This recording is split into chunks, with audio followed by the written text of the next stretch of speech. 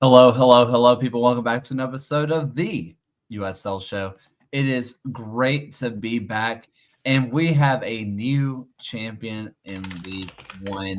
One Knox has won it all. They have done the double, which is always fun. And Alex is going to talk to us all about that.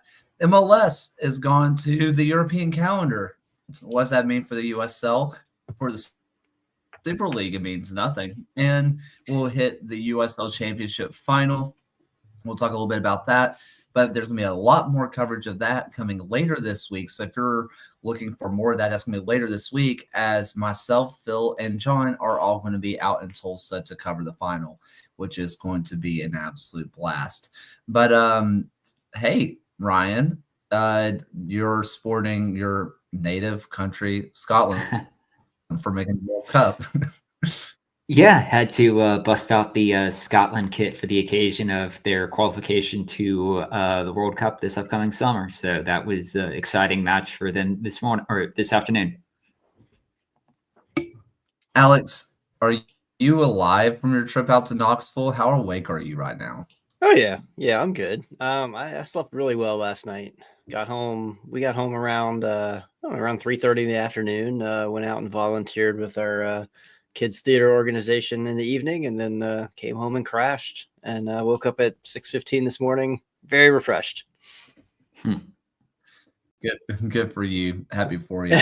Well, before we get into all of the news and all the stuff going on, let me go ahead and thank our wonderful patrons: Stephen Howard, John's landlord, Don Garber, David Horn, Josh, Dylan Reed, William Land, Sandy Lesser, Ryan Smelter, Matt Capio, Andrew Towsley, All the Hedgehog, Kunal Patel, MOS, NF Fresh 30, Tim Noss, Rion Lacaro, Jeremy Churchron, Alberto Aguilar, Noah Telford, Michael Fuchs, John Fuller, Christopher Kuhn, Frank Anthony, and John Hunt. Thank you for supporting us and helping us do what we do.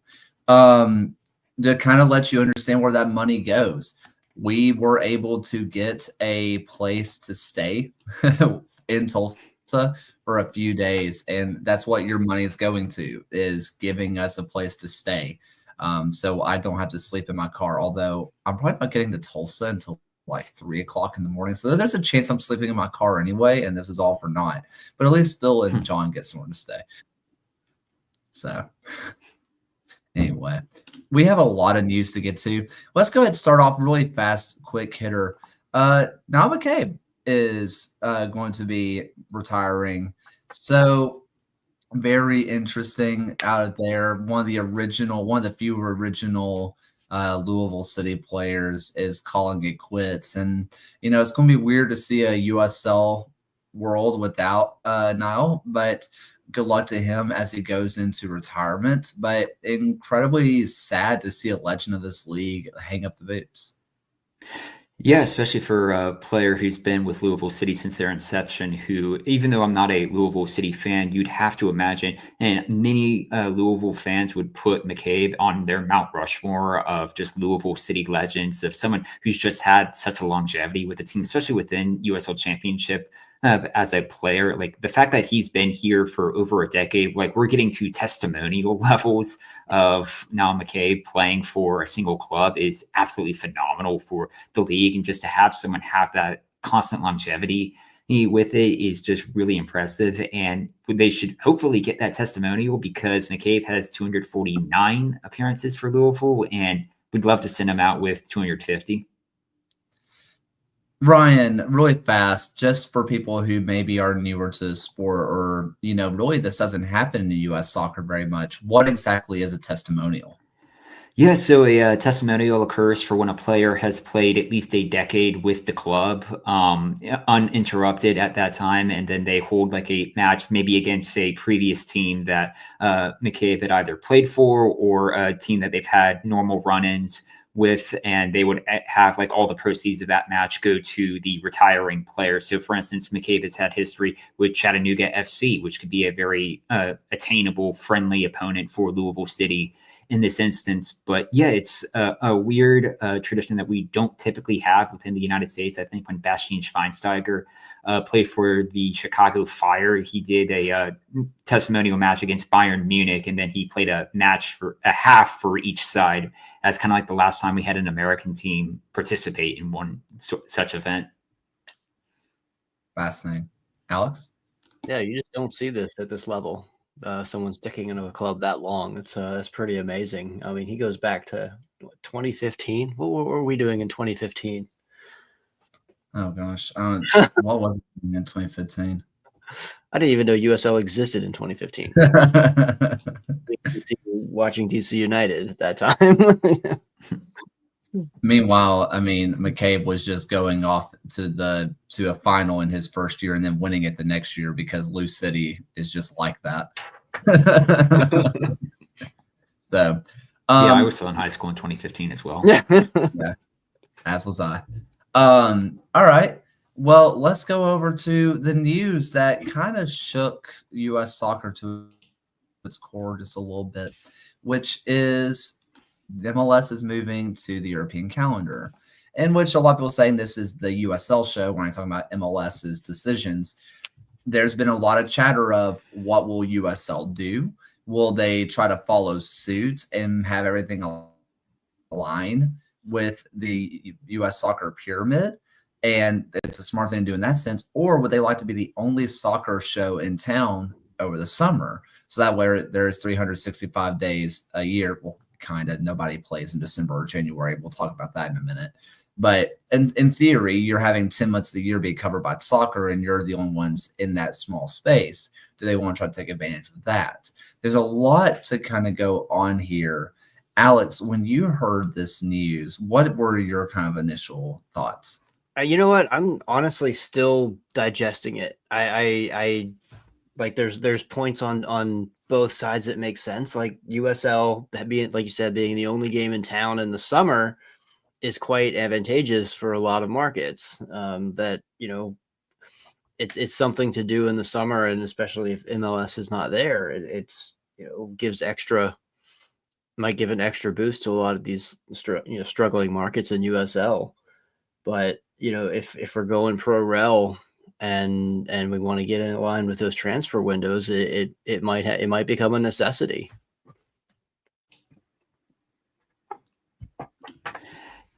Sorry, Yeah. Brian. It's still something that I'm trying to digest. My initial thought was, oh, please keep the U.S. Open Cup in like minimal disruption with both the men's leagues or all the men's leagues of the United States kind of running against each other. And Michael Fuchs makes a very good point that the Super League is still on the same calendar as what MLS is going to be moving to as well. But yeah, it's I'm going to say initially, I think USL should stay what they're doing to start and just see what the landscape looks like. If it would be sustainable to run the league opposite what MLS does for at least a season, just see if that's something that is at least advantageous of being the only game on TV at that time. I will say, I think long term, the entire pyramid is eventually going to have to get onto the same calendar, and you just wonder how that's going to impact certain markets within USL who may have at least other competition within their own city, or it play in colder climates as well that would obviously have a impact on attendance. I want to go ahead and throw it out there. I've written an article about this before. I did a whole bunch of research into it. It came out earlier this year on the case for the European calendar. If people are interested about that, you can find it on my website. But I think it's the last article I wrote because I wrote more than 100 words and I got tired. But it is on there. And so I am biased towards the European calendar. And I'm just going to kind of talk through some of the reasons why I think the USL should go to it. First off, on a player level, I've talked to agents of players who have come from abroad. And one of the main reasons their players didn't want to come to the U.S. is because they weren't going to get a break. They were about to play 18 straight months of football. And some people say, well, they do that for the World Cup.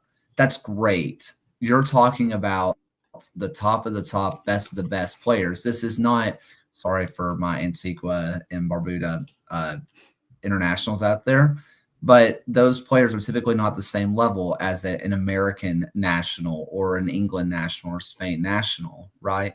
The teams competing in the World Cup. They don't get the breaks. So in telling someone who's just playing in USL League 2 to come over here and play 3 more months, That's a tall task for a player that puts them at a serious health risk.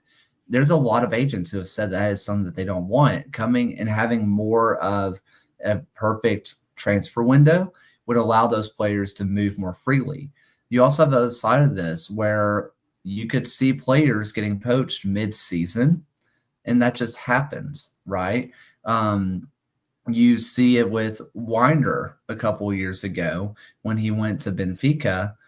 They didn't play him for the first part of the season because they were ready to sell him on in July, right? They didn't play him at the beginning of the season. That would not happen if all the calendars were aligned. They wouldn't have to deal with that. Same with Mamadou Dieng. Harper lost out on him mid-season. This was not a January transfer. They lost him. They just lost him in the middle of the season while they're on trying to push for a title because everything was not in line. There's also the side of this where people are going to say in football-driven world, because in the end, the U.S. is always going to be competing against football, right? They'll say, well, we don't want to play against the NFL or college football. Alex, you were just in Knoxville this last weekend. Why was the USL final, the championship game, on a Sunday? Because the University of Tennessee was playing New Mexico State or something on Saturday in front of 100,000 people. And the hotel rooms were $1,000. And yeah, there was going to be no competing with that. Can you repeat who Tennessee was playing? New Mexico State or something like that? That's correct. Yeah, it was New Mexico State. This isn't Florida. This isn't Alabama. Yeah. This isn't Kentucky. This isn't Vandy. This isn't Georgia. They were selling out 100,000 people to play New Mexico State. And that was for a final. This isn't one Knox's season opener. This was the championship game that got moved to Sunday night, which, let's be honest with ourselves as well. Somebody asked me or asked on the USL Show Twitter, hey, why is USL League One having to play on Golazo and USL Championship gets to play on network? What happens on CBS at 5 p.m. on every Sunday? Football. American football. The USL final, the USL League One final, which is supposed to be your prized moment that you're trying to show off to the world, is being relegated to a Sunday night on Golazo Network because of football. Meanwhile, if you put it when the Premier League ends or when the USL Super League ends, where are you competing against? The NBA and a little bit of Major League Baseball, kinda. But guess what? You're already doing that with the current schedule. You're already having to compete against the NBA. And how many cities do we have in the USL sphere that have NBA teams? It's not many. I can think of San Antonio, Milwaukee when they get involved, Brooklyn when they officially get around. That's the Phoenix. That's 4 teams. College is a big competitor in our leagues. Yes. So we're looking at 4 teams that would have to deal with the NBA versus almost every team in our pyramid that would have Charlotte and Sacramento. Thank you. So 6 teams that would have to deal with that. Detroit. Yeah. But Miami doesn't. They're their own situation. Yes, we're adding more teams that would have to deal with that, but this is every team would have to deal with the NFL in college football. For me, I just feel like it's a no-brainer when you're looking at when you want to sell out your stadium on a Saturday night and have it on CBS. Don't you want it on CBS with a sold-out crowd? It's not going to happen under our current schedule. Yeah, and especially with the sorry, go ahead. I say we're like 30 years into the schedule, so it's going to be an adjustment. But you make some very good points, and I think I might be sold. Because for the last 30 years, what during the summer we've had soccer, we've had MLS, we've had USL. Like that's what I've done with my summers for the last 30 years. Watch all of that. So it's going to be an adjustment, but I think it at the end of the day it does need to happen. Yeah, I mean, I would even go as far as to argue that many people who became fans of soccer, not just USL, but MLS, did so because it was a sports option during a part of the calendar that Yeah, didn't have as many other sports to compete with, like outside of baseball. Like soccer absolutely. was like the other really big sport that you had to compete with. Like for me personally, it was soccer, baseball, Formula One, and NASCAR. That was pretty much my entire summers, and it was a catalyst of why a lot of people started following the sport. But when you talk to a lot of the players, when you talk to the agents, coaches, and a lot of the executives of these leagues who have to start competing on a more global scale, well, it does make a little bit more sense to adopt the calendar that the rest of the globe works under. We'll also throw out Edwin throws out, but the stadiums will have to be modified for this. That isn't that what every team is going under a stadium arms race right now for, because everybody wants to go D1 anyway. Yeah, they'll have to be modified if they want to have promotion, relegations, aspirations in general. We were looking at stadium modifications anyway. This is not like the calendar change is going to force that. Division One itself is going to force stadium changes. And I'm going to throw this out there, and because as far as I know, the one team that would honestly hurt the most, and before people kind of scoff at this, it would be my own team with Birmingham Legion, because they share a stadium with a college football team and a spring football team. Okay, so when do both those schedules run? From fall until winter, and then spring going into summer. The entire Legion would have to share a stadium and the entire calendar with football, which means they'd be playing Wednesday and Sunday nights every single night, almost 0 Saturdays moving forward. That would be detrimental to my club. If there's anybody that should be arguing against this, it would be Birmingham Legion fans. And I'm still telling you, for the league as a whole, I believe, I truly do, that this is what's best for the league. When you're trying to get your best games on TV, your finals, you want them to be on TV. You want them to be at primetime slots. I also will say that if we have teams like, let's say, I don't know, Tulsa, El Paso, New Mexico, One Knox, for the fall part of their season, they would get the entire season to themselves, so they can truly transform these baseball fields into soccer pitches. They could actually do it. Yes, they would have to deal with it at the end of the season, but they would at least have more continuity of more playable pitch, which that's just a one little sidebar, but I just thought I'd throw that out there as well. Then we'll also see the northern teams have to top load and backload their home schedules, because nobody's going to want to play in Portland, or I guess Minnesota already does this. Yep. But yeah, nobody's going to want to play in Portland in November and early December and February. Major League Baseball does it already as well.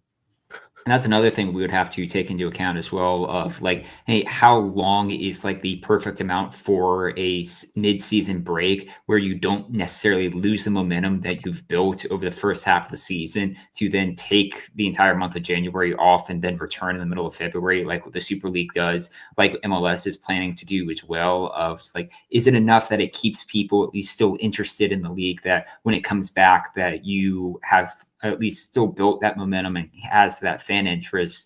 Or is this something that you look at kind of what Liga MX has done with an Apertura and a Clausura type of league, where you almost have two separate competitions, or a spring and a fall season, like the old NASL used to do as well? Yeah, I think that you were seeing this in real time with the Super League as well. Is it working? Because we saw Brooklyn be the best team ever and then be the worst team of all time, all in then one calendar year because of the split. But we also saw teams who were like a Tampa Bay Sun, a Carolina Ascent, be consistent the entire time, and they were rewarded for it.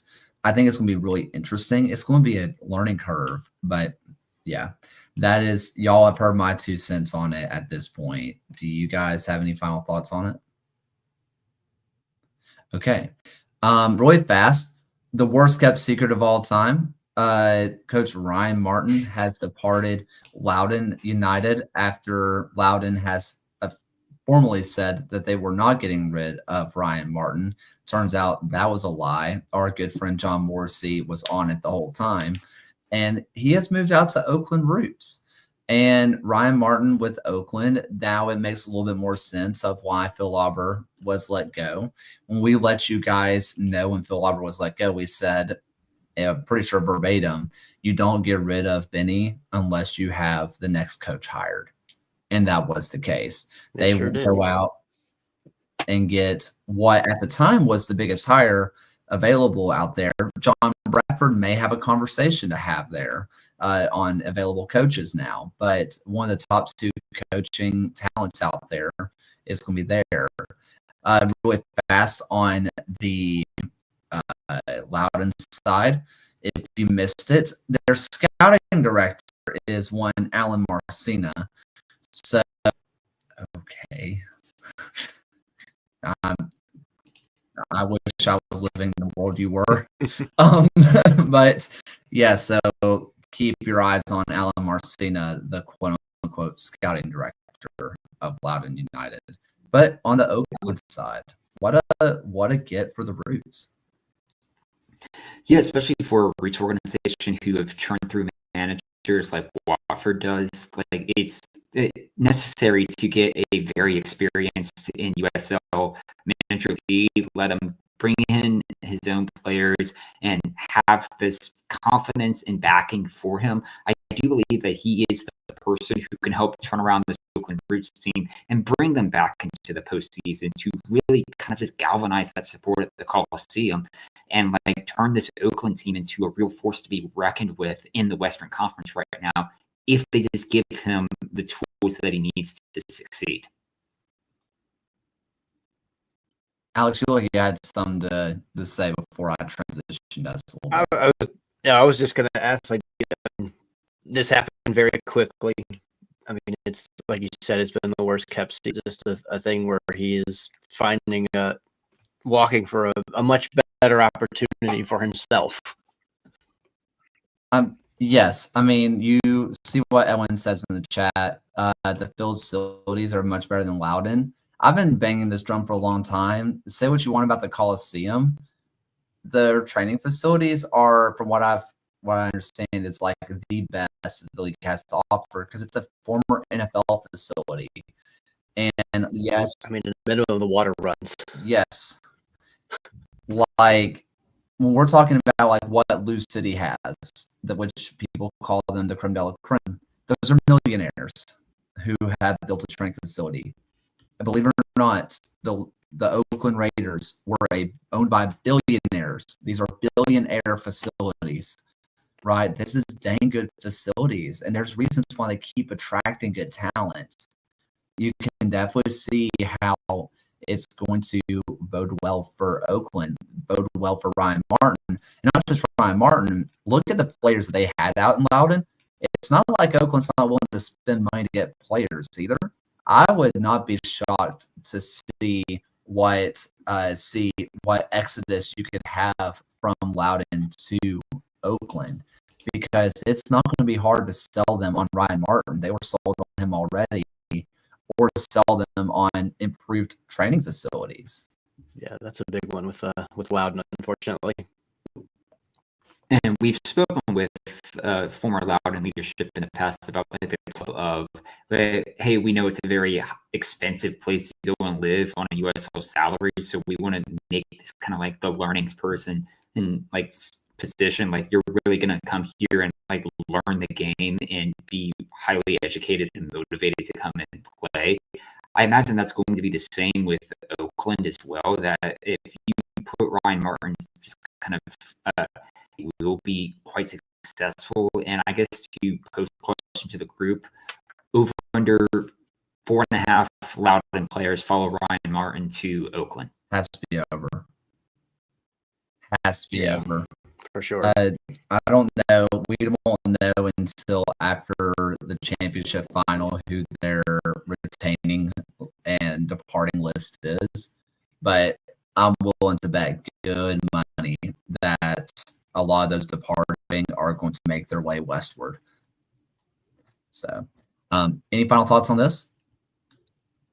Okay. Well, Alex, you got to experience the USL League One final, and you've written about it. You talked about it on your social media pages, and I am going to be posting the link into the chat right now. But kind of talk us through, first things first, before we get into the game, what was 7,500 people like for the USL League One final? It was pretty spectacular. It was absolutely every bit of 7,500 there. It was sold out. Every seat was full. The concourse standing room was packed. Yeah, like it was pretty mind blowing. They pulled it off. Like there was nothing. No malfunctions at the gate. No long lines. Besides a few of the beer lines, which is expected. Yeah, they did an outstanding job pulling that off at that stadium. But yeah, like walking around Knoxville on Sunday afternoon when we arrived, like you see a lot of volunteer hats, and then you start seeing the One Knox, like just all of a sudden around 1:30. We went to a bar nearby the stadium, and it just started filling up with One Knox fans. I mean, I wouldn't say it felt like a college game day there, because I've never experienced a college game day there. We came there after most of the college game day people had cleared out, but it kind of had like a miniature atmosphere kind of like that. So, sorry, Ryan, you had some? Okay. Then we get into the game, and there's kind of two sides to this, and I want to start off with gassing up One Knox before we get into Spokane, right? And the thing with One Knox is that they came out and they hit Spokane early. I thought if there's going to be any team that could withstand this One Knox team, it would be the back line of Spokane. Turns out One Knox don't give an F, and they score within the first 5 minutes on Tequila, and then pass over, and then Rosamilia gets the tap of all tap-ins. I mean, within 3 yards. Zerkostas, excuse me. Yeah. Tequila got the penalty later. Sorry. Yeah. Zerkostas passes over and tap-in of all tap-ins, Rosamilia. And from there, there's several ways from watching on TV, it felt game over because the supporters right behind the net just going absolutely berserk that early. Talk about not getting the crowd out of the game. They were not only was Spokane behind in goals, the crowd was even more energetic after that goal, and it didn't feel like it could get any higher. Yeah, and I know for a fact that several One Knox players listened to our show last week. Because they, after I was talking to them after the match, they referenced very specific things. I was like, okay, you actually did listen. But last week we talked about how if Knoxville scored early and held on in regulation, they were going to win, and that's exactly what they did. They early on. And I feel bad for Derek Waldeck, but I mean they were just giving it to him, and Zerkostas just absolutely smoked him down close to the corner and sent it into the box. And Nico Rosamilia, who I had been touting all week as the X factor, was the one who put it in. 4th minute, crowd was absolutely wild. Spokane's defense did the thing and just locked down the rest of the match, and I think Spokane had one shot on target, and it wasn't even a good one. It wasn't a quality shot either. Like that's just how good Knoxville's defense is, and how much they just dominated this match. And not just this, we talked about I guess you could quote Phil from previous weeks, how it was somewhat of an injustice of like Louisville getting knocked out in the first round after the season they had in the championship. Like Knoxville is a deserved champion of League One after the year that they've had, after the year they specifically had at home. Like, we are now still on 515 days and count match at home. Like, they kept another clean sheet at home and another like win to nil prediction that I had from this match from last week. I had said it'd be 1-0 rather than 2-0, but like, Knoxville was very much a one of the best teams to have played in USL League One, and to end the year with a championship is like just all the better for them. If you compare them to my previous ELO ratings, 2024 Omaha was the only team that is ahead of them in those ratings on like best teams to have ever played in this league. And they did it against a Spokane team that, for all credit to them, like that's one of the best teams we've seen in the league. The way that Spokane played this year, so to do it against Spokane, like it was they instead of cat. They did it against Spokane. Like it was just wild to see. The biggest crowd ever in League One, 7,500 people. Everyone I spoke to at the match, before the match, the Knoxville fans were cautiously optimistic but nervous. I spoke to a couple of Spokane fans who flew in. They said the same thing. They also said they now really appreciate what the players have to go through traveling from Spokane to Knoxville and getting stuck on the tarmac in Dallas. And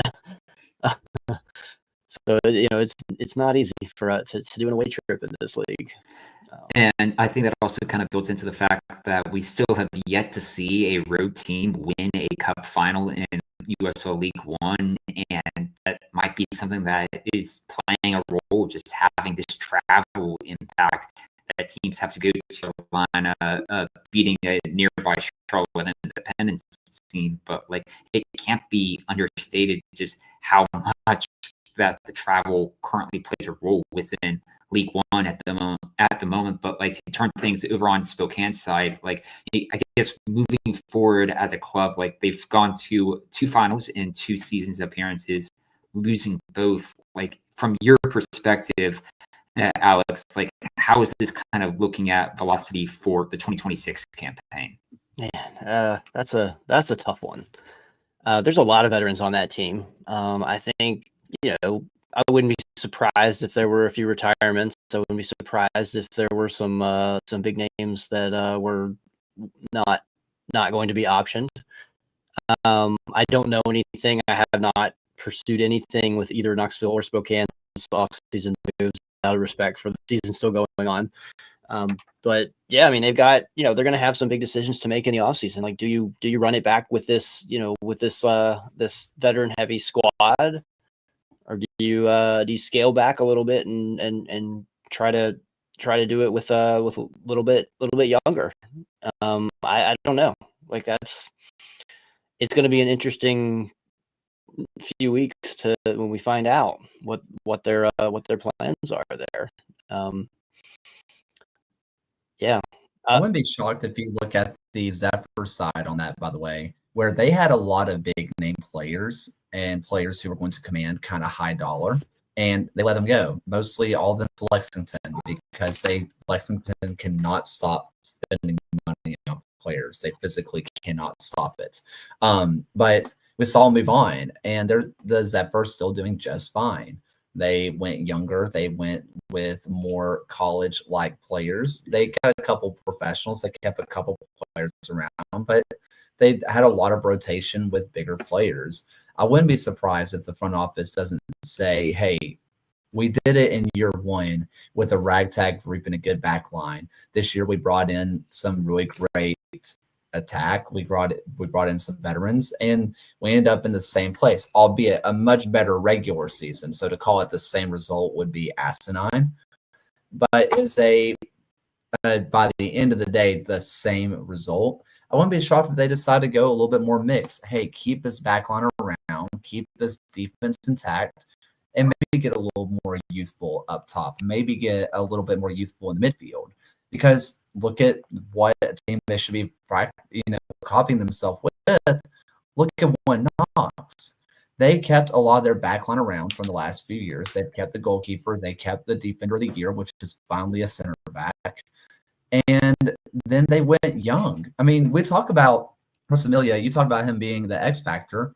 I mean, who did he replace? He replaced Kelly. I'm forgetting how to pronounce his last name now. Rosales. That's like a borderline all-league player. And able to replace him, and it was someone with a young talent. I would not be shocked if Spokane does not try to mimic what Knox has done. Yeah, and you want to here's some fun things I learned about Nico Rosamilia post match. Some background on him. He went to Rutgers last year. He's a first year pro. He was rejected by 3 USL teams before he landed in Knoxville as a trialist. Knoxville was leaning towards cutting him. He scored a brace in their final preseason match, so that moved the needle back the other way. But he still didn't get very many minutes at first. Then who's the one who scores the match winner in the decision day game against Greenville that sent Knoxville to their home pitch advantage for the rest of the playoffs? Well, he did not score the goal, but he assisted on it. So it doesn't happen without him. And then who scores the winning goal in the championship match? Nico Rosamilia. Like, it's just crazy how like a little decision like that can have so much impact down the road. And a lot of his minutes might not even happen if had Mark Doyle not gotten hurt in the middle of the season. Exactly, and that's another player that did not even start for One Knox. Barely got any minutes in this match, if I remember right. I mean, if I remember right, he came in 15 minutes 70, to go. Yep, like 70. Yes. I think. So like it's not like they rolled out their star-studded lineup. It is now. But coming into the season, if I'm telling you this lineup, Tequila, Dine, Zorocostas, Rosamilia, John, I mean, you're kind of like, I know some of those names, or some of those are like completely unknowns to us. Meanwhile, last week, I read the Spokane lineup, and they're remaining, 18, the full 18 to you, and every single one of them have been USL all league, either first or second team in some way, like every single one of them. And it just shows how fast this league can move at times. That, I mean, looking at the Spokane side, I would not be shocked if they clear house but kept a core, kind of similar to what they did last year, where they cleared house and then bought and spent a lot of money. And they'll be trying to become the second team in league history to have made 3 consecutive finals. I think Greenville did that to open up the league campaign. Of course, one of those finals did not occur, but there is at least a precedent that a Spokane team can make a return to the league final. Of course, doing it a third time is going to be infinitely more challenging, just as the league continues to grow and we add a few more teams into the league next year. They will at least have some help with travel with Boise coming into the league, but it's going to be a taller task next season. Yeah, it's hard to tell where all of the teams are going, but I'm sensing that a lot of the teams are trending younger and more like fresh out of university and whatever, drawing from a lot of like more local talent, kind of like how Richmond did this year. And I do think that there are going to be more teams that are going to be doing that moving forward, is in an effort to become sustainable. I mean, you mentioned like Westchester bringing in like someone who was just in college, did the local youth. I mean, your own Richmond, like you mentioned, they went young, 3 years ago? That's when they decided that was when they were going to really commit to the youth movement. It's not, especially as you see USL championship teams are beginning to poach more and more young talent. USL League One teams would be, frankly, dumb to not try to capitalize on just a little bit more money that can be brought in. Someone says, "Oh, you paid $10,000 for this player." That's nothing. For USL teams, that's a month's salary. that can pay for 3 players for 1 month, which is the difference between a player getting paid and not, right? Yeah. So it's huge. So we'll see what happens in the next few weeks. It doesn't always work, as Richmond has found out, but sometimes it does, as Chattanooga proved. Well, I want to kind of keep going on this because we do have a little bit of a championship preview, but this whole week you're about to get so much championship preview, especially when we go out to Tulsa ourselves. So there was, I was looking at your article earlier today with the One Knox trivia, who has the record for the One Knox trivia or One Knox or record for USL attendance, and it's One Knox trivia, and it's A, B, C, or D, and it's all just One Knox, which is hilarious. But there was a little bit of Spokane feeling a little hard tequila, or that tequila ended up converting, was a little sketchy. You mentioned like you can definitely argue that it was not a pen, but by that it was a foul for sure. It was a foul, yes. But it was about a yard and a half out of the box, and Stu Ritchie played it off very well to dive, to fall, maybe not dive, but to fall into the box. And then just the angle of the ref, I guess, just didn't catch it, and we don't have VAR, so we can sit there and watch it on TV and on the replay all we want, but if we don't have VAR at the pitch, then okay. But speaking of the pitch, you mentioned Marinaccio decided just to kick it and throw some of it anyway, so that was the side of this. At a place like One Knox and a place like Werner Field, like, yeah, it sucks for the opposition, but then the home goalkeeper has to go play on that spot the other half. So I guess it kind of evens out. But And I'm sure, like, if that had been the one goal that had decided things and Knoxville ended up winning 1-0, this would be a larger discussion. Yeah, but sure. The fact that it was a 2-goal margin in the final, ultimately, I think it probably wasn't the most fair of penalty calls. We've certainly seen more egregious calls in USL before, especially this season as well. But if the fact that Knoxville, I think, won 2-0 and were the number 1 seed all season, didn't lose a game at home all year, I think that's kind of where I moved back to of they lost to a pretty damn good Knoxville team. This wasn't, and they were beaten soundly in it. Spokane had 90 minutes and they put one shot on target. Some of it's also a little bit of their own doing. Any final thoughts on this League One final? Alex, was the Tennessee-shaped scoreboard as cool in person as it looks on TV? It is. Yeah, it's pretty cool. I like that. I don't know how the digital media team handles it, but they do a very good job with it. And they've got some cool scoreboards in Tennessee, from what I hear. Okay, well, let's go over to, we have the championship, the championship squared. And it is going to be FC Tulsa taking on the Pittsburgh Riverhounds.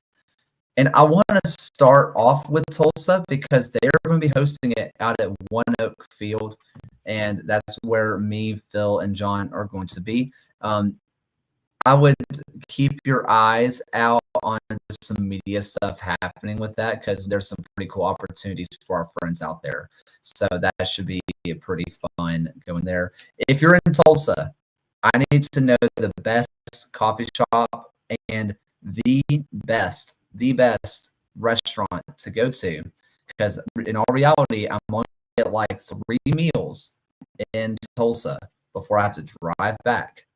So every time I watch a Tulsa match, I see one of the buildings in the skyline that says "In the Raw." I was always curious about what that is. I finally looked it up. It's a sushi restaurant on the rooftop. If you want to get sushi in the middle of Oklahoma on a rooftop. There you go. I feel like there's only 7 times I could say I get rooftop Oklahoma sushi.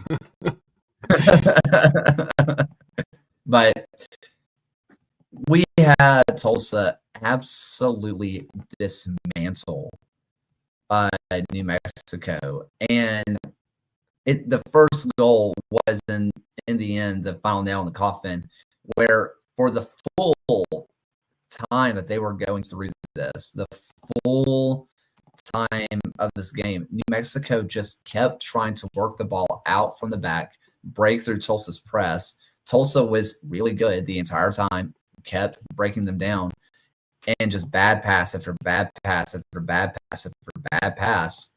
Tulsa finally gets the goal, where our good friend Phil does say if Tulsa does not score after this stretch of play, then they are absolutely going to lose.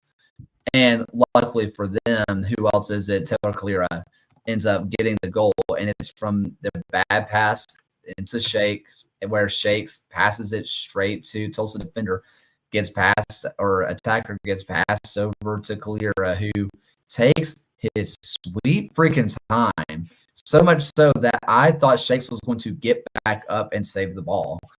But lo and behold, it's the goal. That's all it was. And Ryan, you have been watching the championship for a long time. I have never seen a playoff game, especially a conference final, be so single-handedly dominant as Tulsa.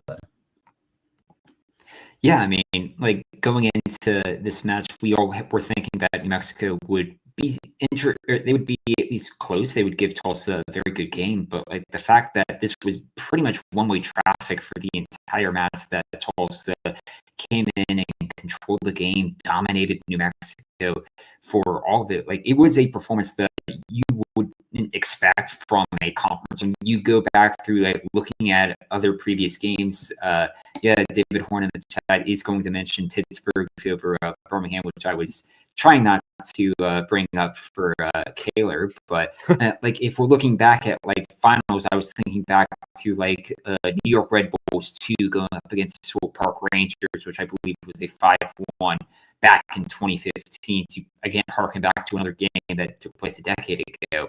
But like if you're looking at Tulsa just being able to play at home, and the fact that they've been so great at that venue, like they're going into this match having not conceded a goal in their last 6 home games, that is like more than enough of an advantage that I got, especially against a Pittsburgh team, which we've seen in previous games this year has struggled to score. Yes, the 7-1 is a great shout. I was going to limit it to just over Birmingham.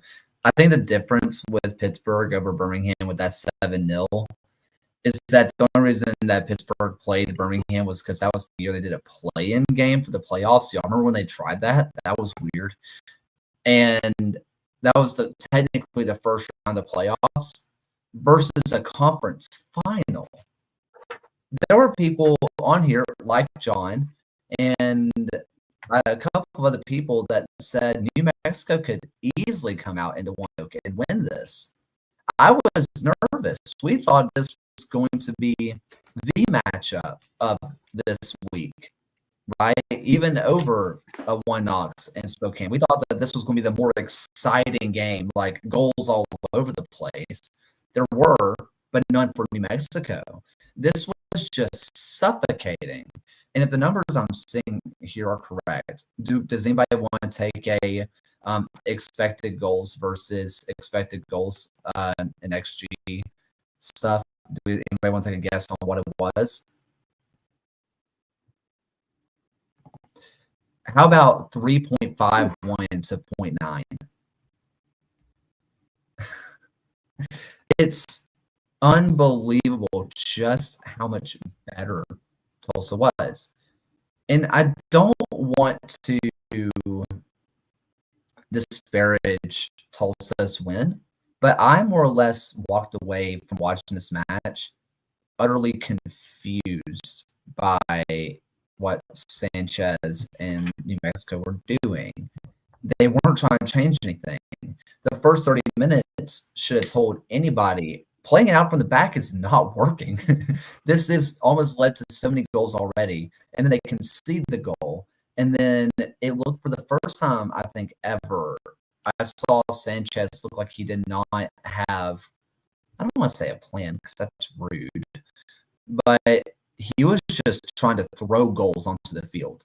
That just like, let's get attackers on. No more defense. We're done with that. We're just all attackers. How many attackers can we get on? Get it. He lost control of a game tactically, and I was more just shocked at the mismanagement of New Mexico. I mean, entering this match, the last time that New Mexico had been shut out was against this Tulsa team at home. So, like, that should have told you enough that Tulsa knows what to do against this New Mexico side. And, like, you bring up, like, almost getting tactically outclassed or not know Guardiola has gone through in certain matches where he almost, like, overthinks it and, like, gets so into his head on this plan is going to work. And then when it doesn't, I'm like, what's the plan B here? We were all set on this happening, and it quickly falls apart. And we saw how Tulsa pretty much kind of took control of it from there.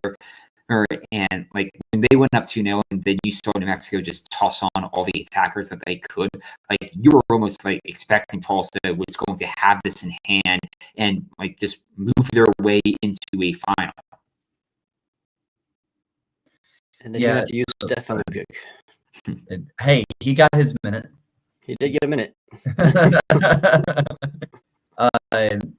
William Land brings up a good point in chat. Give credit to Luke Spencer. He's been crafting strategy well. I mean, yeah. I mean, this is a guy that got the game winner for Lou City all those years ago. Was a player coach when James O'Connor took over. Is talk about a year one USL guy. He was a 2015, 2016 FC Cincinnati player, right? He's been around this league for a long time. He knows what it takes to win, which is what's going to make it really interesting when they take on Pittsburgh on the eastern side of this, where it was a pretty fun match. Despite it being 0-0 at halftime, this was not from the lack of just kind of tactical chess playing happening. There was a lot of attacks going. There were a lot of free-flowing soccer happening. The counter press of this Vincent team was looking fun. It was looking good. And Rhode Island had answers to it. Coque Vegas made some really nice saves along the way. I thought Danny Griffin was going to be the one to open up the scoring. Did not quite happen. And in the second half, for me, I was like, well, it's going to be obvious if Danny Griffin scores the goal, a captain's goal. But who else would it be except for the homegrown kid from Pittsburgh, True Yenzer Hart? You know, he has that hound in him, Robbie Mertz. And it was awesome. The post-matcher where he's like getting emotional, he's wiping tears away. It was amazing. The first ever true sellout in Pittsburgh Riverhounds history. Granted, this was also the first true sellout in FC Tulsa, including the Roughnecks history as well, which was cool. They had 9,180 for the 1918, which was fun as well. But for Pittsburgh, I mentioned this on Blue Sky. How many MLS teams have we seen Pittsburgh play at Highmark? They didn't truly sell out then. What did it take for Pittsburgh to truly sell out their stadium? Playing a conference semifinal in the USL, this is a team that's been around a long time. They know how much this means to the city. And I thought it was incredibly cool that the fans showed up and they were smart. They were into it the entire time. And then the guy from Pittsburgh is the one that scores the game-winning goal. I mean, it was just magical scenes up at Highmark. I mean, they had double the attendance when they played in this match than when they played New York City FC in a home Open Cup match earlier this season. I know the U.S. Open Cup match was on a weeknight. Incredibly great displays for the two hosting teams of the championships for both conferences this year. And it was boosted by all the fact that both sides sent their home teams into the Cup final after this. And like Pittsburgh is a USL Pro original from 2011 and beyond, and to have it like finally culminate in getting into a final, and they did it in the most Pittsburgh Riverhounds fashion of like a defensive showcase, the clean sheet, win 1-0 in normal time, and it basically leads them into a cup final, and honestly kind of just exercises the, I guess, demons from 2023 when they had that Shield winning team that didn't resort that they'll have against Tulsa here. And oddly, like they haven't played Tulsa since 2024, just given the amount of time that both Tulsa has switched between both conferences. It's going to be a, I guess, new-ish matchup in terms of recent history. This is the result that USL Pony deserved. A 1-0 win to make it to the USL final. This is what he needed. If for the people who've been around a while, you know. Also, this match reminded me that in terms of USL sphere, Blue Sky does have the juice. Blue Sky absolutely has the juice. I get a little bit worried sometimes, but the amount of Eric Dick jokes were going on Blue Sky, it was just incredible. And Eric Dick absolutely came up huge the entire match, just big save after big save after big save, and save hands. I mean, there were just so many great chances for Rhode Island. Mark Ybarra gets sent off, and there were some Rhode Island fans who didn't like the second card. I think it was the foul that got him sent off was a yellow card. I don't really remember the first yellow, just to be brutally honest with you. So maybe the first yellow was ticky-tacky. I think the second yellow was indeed a yellow card. So if he's already on a yellow card, that would get him sent off. But Rhode Island threw everything they could at the back line of Pittsburgh, and they got chances. They got chances through J.J. Williams, through Albert Dequa, one or two from Quizera. Like, they got their chances, and they stood on their head, and they made the plays when they had to. I do think there's a conversation here, though, of Conrad Smith. You mentioned Pep Guardiola kind of overthinking it. But not starting Clay Holstad or Zach Hervo in this match feels like a massive missed opportunity, more than I will ever know. But those are two players that were absolutely pivotal for this team all year long. And the moment they came onto the pitch, the ball started flowing again. Granted, Pittsburgh was sitting in deep. He was, they were allowing pressure. But as soon as Holstad and Hervo and Dequa came on, it was the most lively Rhode Island looked all night long. I can't help but think that Kano is kicking himself a bit. Yeah, I think like coming into this match of each of the previous games, including this one of this postseason, and I think that's what they were kind of like betting on, that they were going to say, it's like, okay, let's get to the 65th. If it's still 0-0, we can toss these players on and it will change things. But then Pittsburgh gets the goal, and then you see the red card really shift things as well and playing down on it. And I think like they really missed their opportunity. Like they probably should have made the decision to bring those players on at halftime and play the full 45. And maybe we're looking at a difference maker here. And maybe we're looking at Rhode Island in the Cup final for this one. But yeah, I mean, it's one of those that hindsight's 2020 when you look back on it. And Pittsburgh, they made the moves when they had to, and it brought them into a Cup final with FC Tulsa. Well, let's kind of look at what this final is going to be. It's going to be at 1 o'clock. It's going to be at 11 a.m. local, 12 p.m. Eastern time on CBS. This is a huge deal because this is going to lead directly into college football. So much like Colorado Springs did last year, you're going to see a huge boost for the final because it's going to be leading directly into college football. Which, hey, if you're someone who watched the top of the show, there's your counterpoint to moving the USL calendar.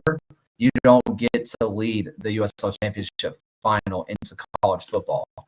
That is something that you won't get 30 minutes. People are going to be turning on the games. They can watch their college football team later. So it's going to be at One Oak Field. And I'm fascinated by this match because, yes, the NWSL has a grand final in the evening as well. Forgot about that. Because it was kind of mentioned in chat somewhere, and I can't find it, that Pittsburgh wouldn't be able to handle the press of Tulsa, in which I disagree with that entirely.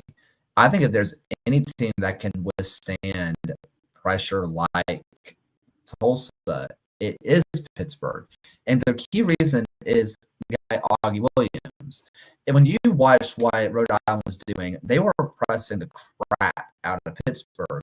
But Augie Williams, who was a striker, was dropping 20, 30 yards deep to not just collect the ball, but when he was creating problems that if Tulsa or if Pittsburgh's trying to build out from the back and they are trying to get it out, instead of having to rely on going up the line, which New Mexico does, they rely on their wingers pretty heavily.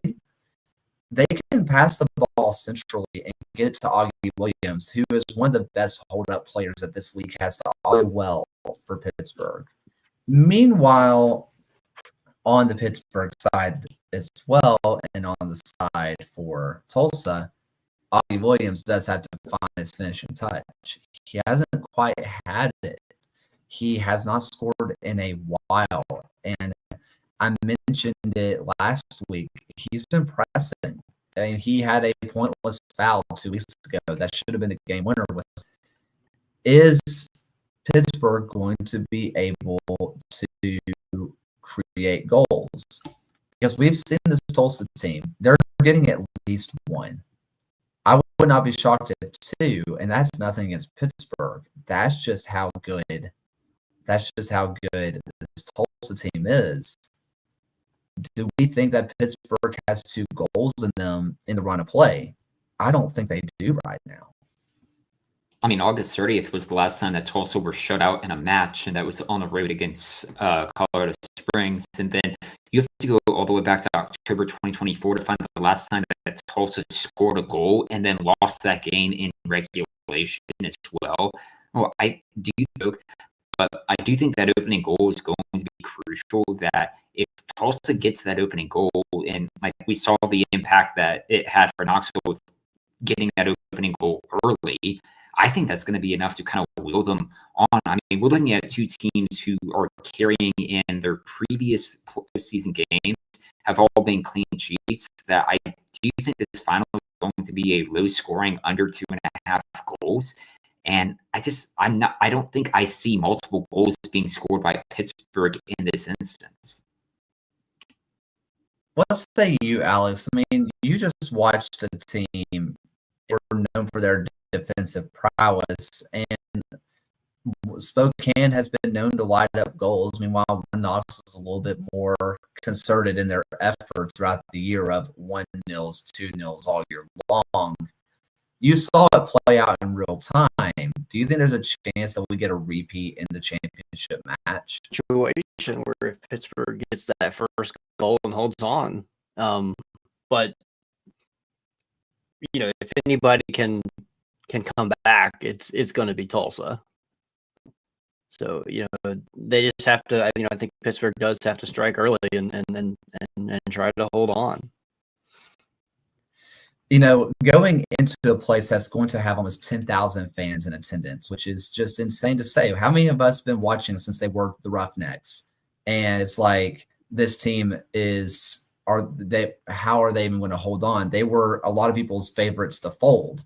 And now they're about to have 10,000 fans, CBS, for a USL final. Talk about how much they've grown. Also, look at Pittsburgh, an illustrious team making it to their first ever USL final. these two teams have a lot to play for and a lot to be proud of. From what I've heard, there's going to be a solid Pittsburgh contingency making its way, which is going to be a blast to see, a ton of fun. But I think for Pittsburgh, silencing the home crowd as early as they can, I think is going to be the key here. Now, whether that means getting the goal in the first 10 minutes and shutting up ONEOK, maybe. But if we're being more honest, rest on your laurels, let your backline do the work. I don't want to say bore them to sleep because this is not a Bob Lilly team. They're a little bit more exciting than a Bob Lilly team, but they still have it in them to absolutely shut down a game defensively and get you to a slight snooze fest defensively and kind of lull you to sleep a little bit. I think that is going to be something that would bode well for Pittsburgh, and not just to hold on defensively.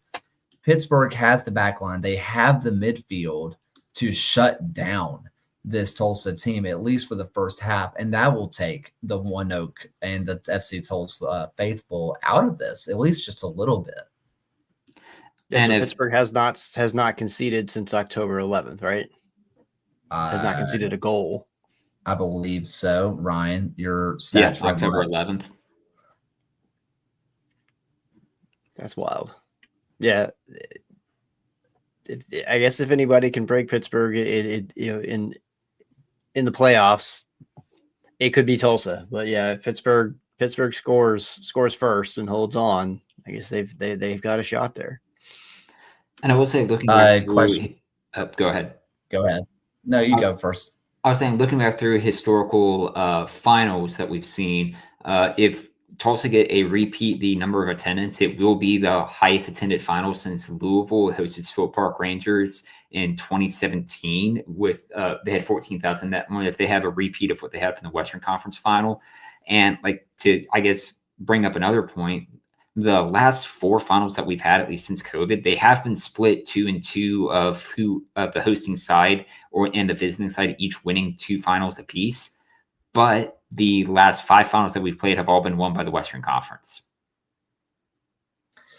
A question was put in the chat of, does Pittsburgh backline do well with aerial duels?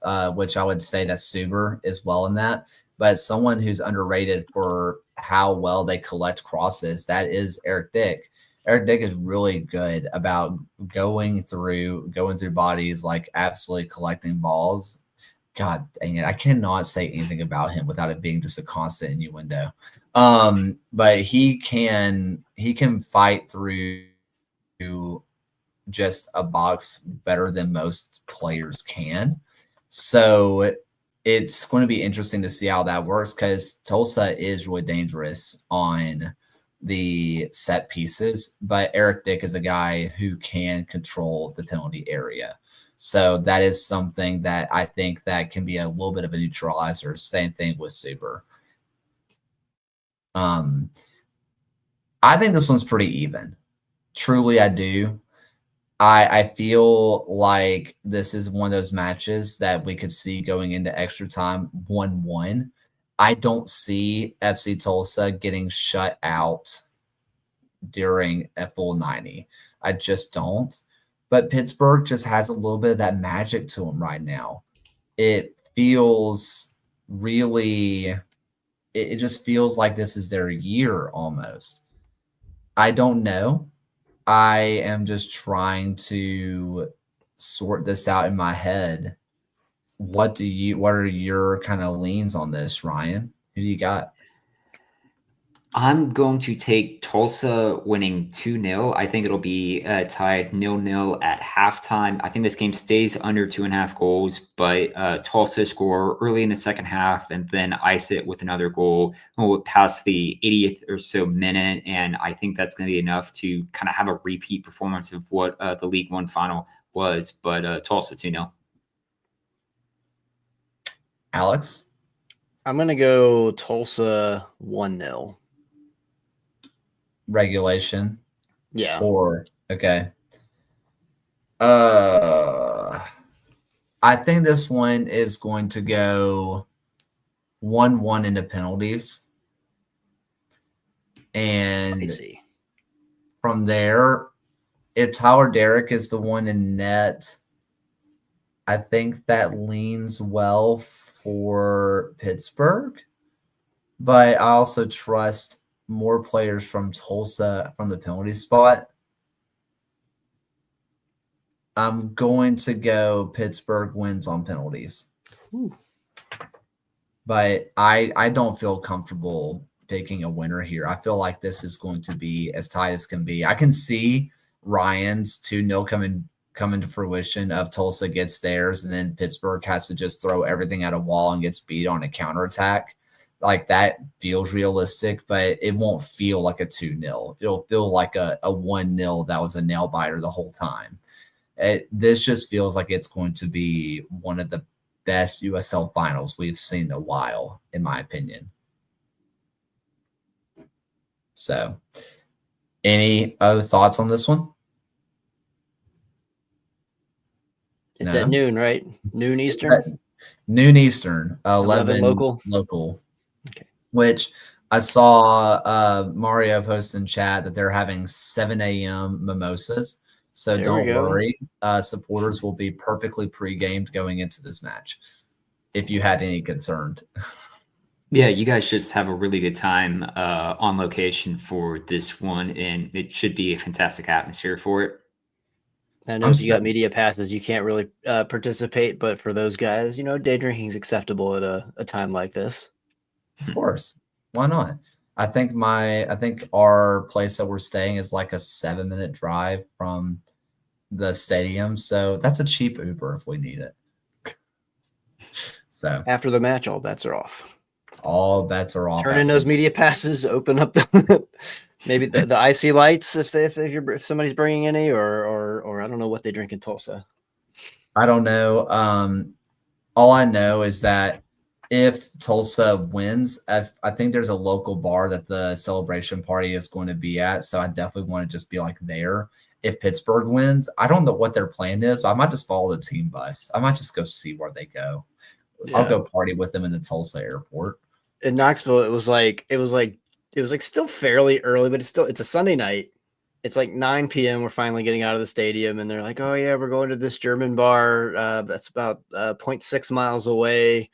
And we just looked. We're like, "No, we're just gonna go get a pizza and then go to bed, and then get up early in the morning and drive back to Richmond." Yeah, fair It's enough. Sunday. Yeah. Any final USL thoughts for this? AC Boise, they're at least making a lot more headway on their stadium. I think I read that they're putting the turf down, and fingers crossed that we can have another blue turf in Boise. But no, seriously, it's exciting to see at least progress being made on their stadium. Yeah, it Has looks anybody bright figured green out their from the purple photos. seat? What Steve. it's something about somebody. I think it's like there's like a purple eye in the logo or something. I don't know, something like that. It went across like a Discord chat real quick, and I didn't look that far into it.